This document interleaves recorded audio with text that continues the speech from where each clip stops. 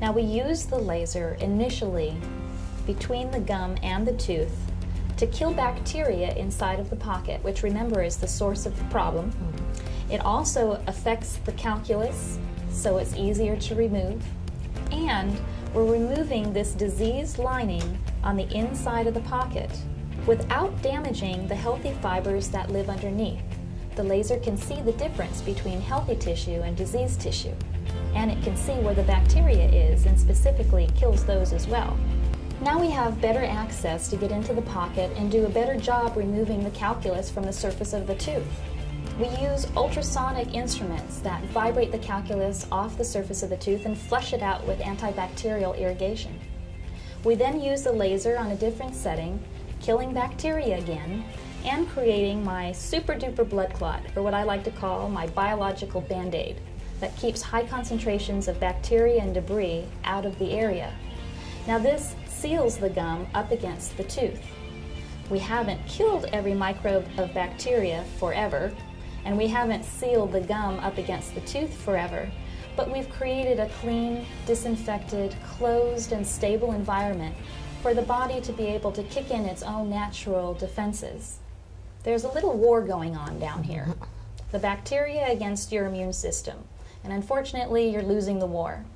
When we use the laser, we are tipping the scales in favor of regeneration versus degeneration. If you think about it, we have the ability to build our cells back. We can grow fibrous tissue, we can grow bone. That's why we don't amputate a broken arm. Good thing. But we only do it under the right circumstances. If you think about it, we have a cast on a cleaned up, disinfected arm so that the body has a chance to grow back. Well, the problem is the mouth is a dirty, unstable place, but with the help of the laser, we can create that closed, disinfected environment so that the body has a chance to kick in its own natural defenses and start to rebuild.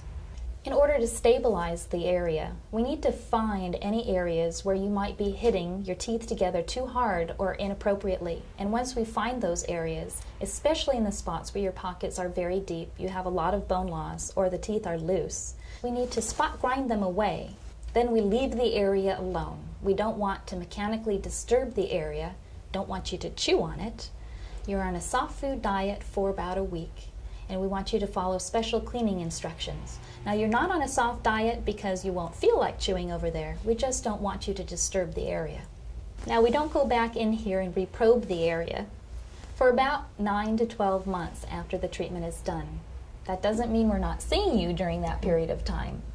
After everything is done, we'd like to see you back a month after for surface cleaning and to reevaluate the healing. And then it is the recommendation, standard recommendation for periodontal patients, that you have your teeth cleaned every 3 months to keep yourself healthy and maintained. It's the best insurance policy that you could give yourself, because we don't want to have plaque and calculus and the bacteria that live inside it start to destroy these new attachments that are starting to form in the pocket. They are more easily destroyed than what you had when your teeth and your gums were healthy. Now, we can't grow everything back that you had before, but we are consistently finding new fibrous attachment and improvement in bone quality, if not quantity. We just can't guarantee how much and where. We do routinely see pocket depths reduced by about half. And by comparison with conventional periodontal treatment, we see patients with less pain, bleeding, swelling, less reduction of the tissue height, less downtime, less recovery time, and a much greater overall patient satisfaction, and, if I might add, much greater doctor satisfaction, providing a very effective and wonderful treatment to the many patients who need it. Do you treat the whole mouth at once? We can treat the whole mouth at once, or we can treat you in halves, where we treat the right side, and then quickly thereafter treat the left side, and a week after that make sure everything is healing well. A month after everything is done, we want to see you for a surface cleaning and to make sure that everything is healing properly. And then you're here for your regular 3-month cleanings indefinitely to make sure things are under control. Is this going to hurt? Well, during the procedure you're numb, so you're not going to have any pain. After the procedure is done, you'll feel like, yeah, I had work done today, but you're not in agonizing pain. Usually an over-the-counter pain medication will keep you comfortable. Certainly, by comparison to conventional gum surgery, patients are surprised and very pleased. Are some people more prone to get gum disease? Yes, even though the direct cause of periodontitis is a bacterial infection, how you react to the presence of that bacteria is influenced by many other factors. There's a strong hereditary link to periodontitis. It may run in your family. Things like overall health, nutrition, stress levels, smoking, history of dental care or lack thereof, all play a part in how you respond to periodontal disease. Does this cost more than regular gum surgery?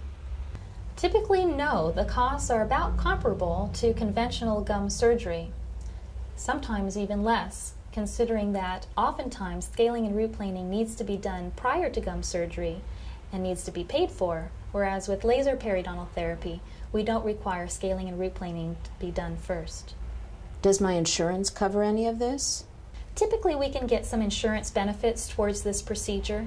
We'll just have to look at the details of your plan and we'll let you know.